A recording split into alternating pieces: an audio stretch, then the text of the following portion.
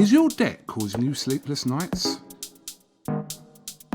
Knock your debt out with Debt KO. And your debt won't be the only thing keeping you up at night. Debt KO, free impartial advice on all your debt.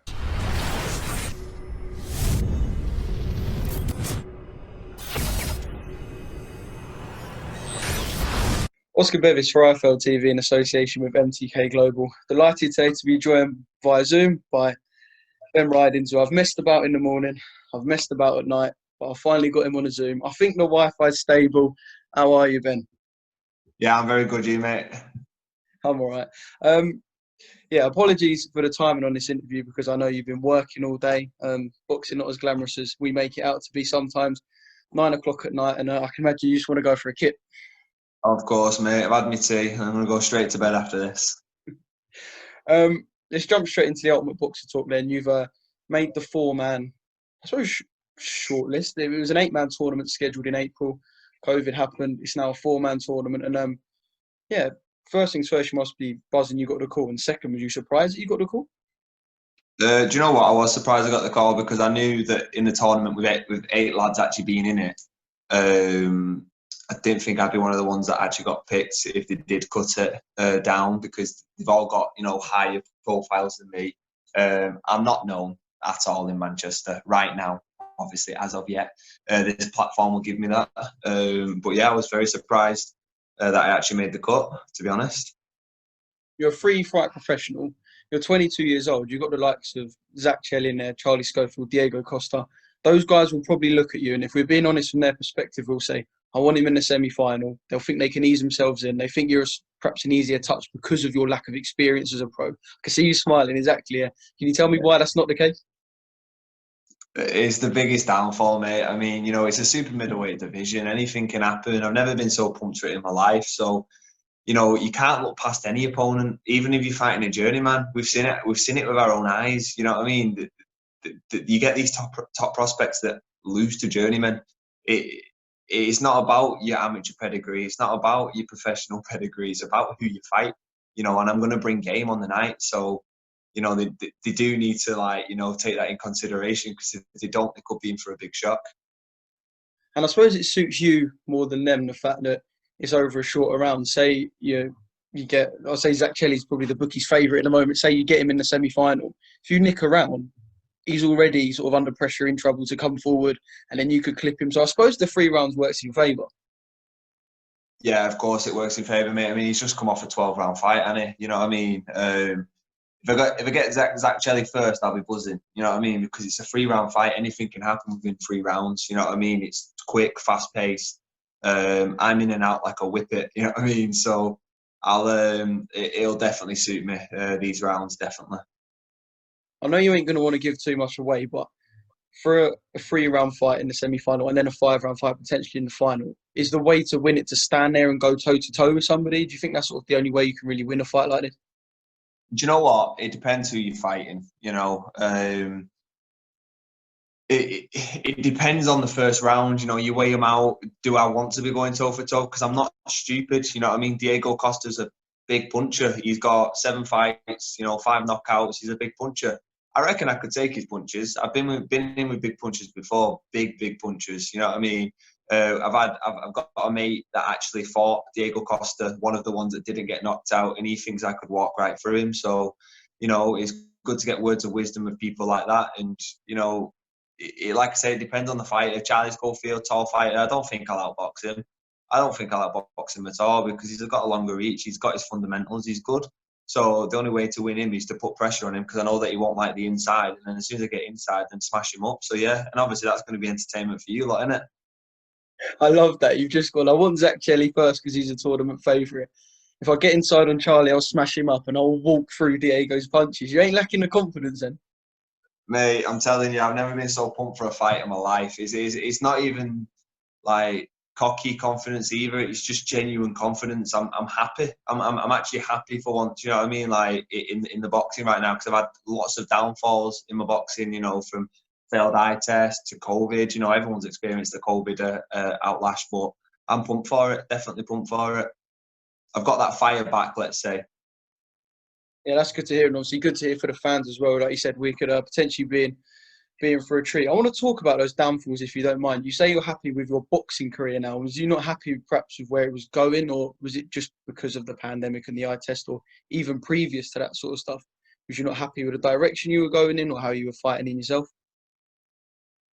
I just feel like, I used to always doubt myself as a boxer, but, lately, like sparring, like I said, at Gallagher's gym, sparring all the top prospects and stuff like that, I know that I can hold my own, and I know that I am a good boxer and I can put my fundamentals together. But yeah, to be quite honest with you, mate, my first 3 fights, and I always doubted myself, and now it's time to actually prove, not even to anyone else, like it's a genuine thing. I can prove to myself that I can mix with, high caliber fighters, and I can literally get up the food chain, so to speak. As it's your first time on IFL, I believe, is it your first time on IFL? I believe it is. Yeah, I think it is, mate. Yeah, It is, yeah. definitely. So I think we've got to delve into the background a little bit. Do you want to tell us where it all started for you with not just boxing, because I know your history actually started from a different combat sport? Yeah, of course. Yeah, so I used to do karate. Obviously, karate was more for discipline. My dad got me into it when I was young. Got up to brown belt with black stripes, nearly black belt. Karate's not contact or anything like that. But I got brought up on Bruce Lee movies, thinking I was like Jackie Chan and Bruce Lee and all that. We used to have nunchucks and everything, me mate. I'm telling you. Yeah, so we seen an ad online. It was for an MMA gym and a boxing gym. I wanted to do MMA. My brother wanted to do boxing. We turned up. There was no MMA on. They probably just didn't update the website, but they had boxing. I stuck to boxing, like glue. My brother thrown up all over the place, and I stuck to it ever since. And then I loved it ever since. What is it that made you stick to it? Because I just want to go back to something you said. Someone who fought Diego, and they took his punches and said you could walk through them. Were you just like a tough kid? Is that the reason you stuck to it? Do you know what I think it was? Because obviously I started when I was 12. I started boxing when I was 12. I started boxing, obviously, because I was such a big lad for my age as well. I got put in with adults all the time, big punches as well. I used to get tossed about like an idiot, but I think it just like it grew me into a man, so to speak. You know what I mean? Like I can take punches all day long, especially to the head, which is entertaining for people. You know what I mean? Obviously, I don't want to be taking too many, so that's why I've got my actual boxing skills in place this time. But it's an exciting style. I just stuck to it because I don't know. It's just life now. Any boxer would tell you once you're in the boxing game, you can't really get out of it. And obviously, you have to be good at it to succeed as well. You can't just stick at it. Was there sort of a point where it clicked in your head a certain spar? You went to a certain amateur competition where you thought, you know what? If I actually give some of my time to this, then I can make a serious living as an adult. Yeah, it's funny you said that, actually. I mean, I was on and off with it, obviously, from growing up, and I fancied a new amateur gym for once, because the amateur gym that I was at, obviously, it's what you do as a kid, innit? You go from gym to gym, try out new things, meet new people. So I was actually 18, and I was 18 years old, and I thought, I've wasted it away. I better get back into it, see if I can get some amateur fights back in. And I ended up going to the People's Gym in Haywood with Kieran Farrell, solely to do amateur, nothing to do with pro. I didn't even know they did pro. I didn't even know about professional boxing until then, because I was never a boxing fan. I turned up, 4 fights fell through, never happened. A guy ended up coming in to spar called Conrad Cummins. You probably know him yourself. Was he former WBA European champion? I think he was. WBO European champion, Conrad. Yeah, he lost the belt only recently. Yeah, tough kid and nice bloke as well, Conrad. Yeah. Yeah, he's a really nice fella. Didn't have a clue who he was, to be quite honest with you. Sparred him. It was a bit of a scrap, which was good. But with the advice of Kieran and Nathan, his brother, ended up boxing really well. Did really well against him, and they just turned around to me. Have you not thought about turning pro? Week later, got the pen and paper out, signed the contract. I was a professional fighter from then on, and I think that just brought the fire into my life. I've got a supportive partner. She knows that I'm out all the time. I'm always training, and then it just stemmed from there really. And then obviously COVID happened, my eye test failed, my fire just went, and then this happened again, and I'm back, baby. I love the fact you said because you didn't know who he was, you just thought like let's have a scrap for a spar. But does it actually help that you weren't a boxing fan in some ways? I know, don't know if you know Elliot Whale. Probably don't if you're not a boxing fan. He's someone who's 3-0 of MTK, and he told me, he didn't even watch the likes of Wilder, Fury, and all this. And I don't know, because you're not a boxing fan, does it sort of mean that you focus only on yourself? So you're not worrying about who's got what belt, who's doing what in the division. So it makes your life easier?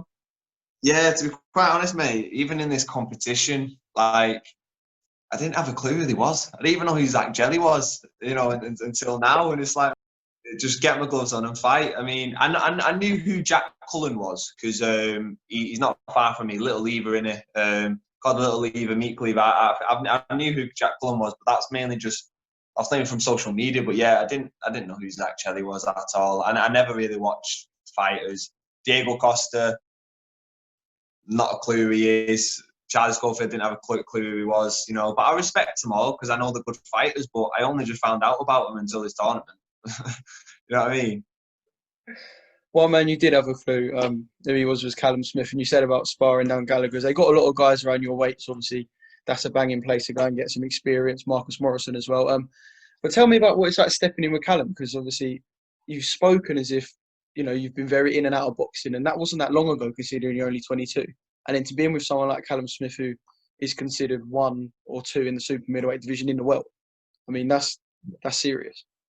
Yeah, it's madness, to be quite honest with you, mate. I mean, never thought it'd happen. Not in my lifetime at all. Like I said, I'm not a boxing fan, but I know who the main people are. And then obviously ever since I started pro, I ended up watching Callum's fights on YouTube and stuff like that. But I'm a big fan of him, like a fanboy when I go to Joe Gallagher's gym. And then I always thought, imagine one day, I actually said to my dad in the van, imagine one day I got to spar him, right? And I was thinking years away, because I'm here and he's up there at the moment. It's just, it's a given. Literally a week later, believe it or not, when me and my dad was having that conversation, got a text at like 9 o'clock at night from a promoter, Kieran. Do you fancy doing 4 rounds with Callum tomorrow morning? I was like, yeah, booked it off work. I don't care. I'll pull a sickie at work just to spar that guy. Tough spar. His fundamentals are absolutely out of this world. His fundamentals of boxing. I had massive respect for it. And then I put it on Instagram. He commented on it, and I was like a little girl. I screenshotted the Instagram, and I was like showing all my mates, like, yeah, boy, you know what I mean? But yeah, it was good. It was good. I love it, man. I absolutely love it. The fact that you said you'd pull a sickie off work to have to spar a world champion, mate. It's just blinding. And to be fair, like all the boys this year in Armour Boxer have got good stories and stuff. So, yeah, man, it's going to be a good night, November 10. And, yeah, I'll see you then, because I believe I'll be there. All things, fingers crossed, and COVID tests negative. And, yeah, it's going to be a banging night. Actually, just before I let you go, tell us what the fans can expect if they tune into BT Sports on November 10th from yourself. Action-packed, 100% KOs. I'm not even saying like 90%, 100% there's going to be a KO. Let's hope it's not me though. All right. But yeah, that's all I've got to say. And thank you for tuning in, and hope you can follow my journey. Is your debt causing you sleepless nights? Knock your debt out with Debt KO. And your debt won't be the only thing keeping you up at night. Debt KO, free impartial advice on all your debt.